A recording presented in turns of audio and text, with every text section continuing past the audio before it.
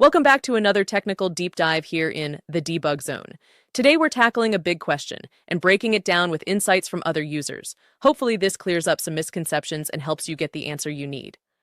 So buckle up, stay a little curious, and let's jump right in.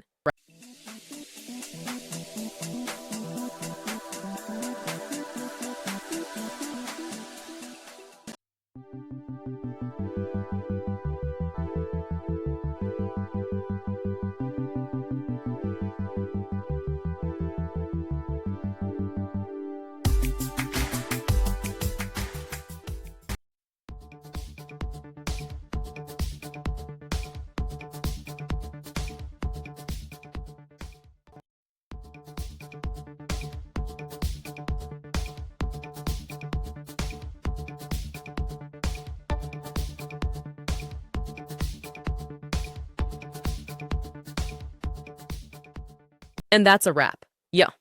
I hope you found the answer you were looking for. If you did, take a second to hit that subscribe button. It really helps out. And let me know in the comments which solution worked best for you. See you next time in the debug zone.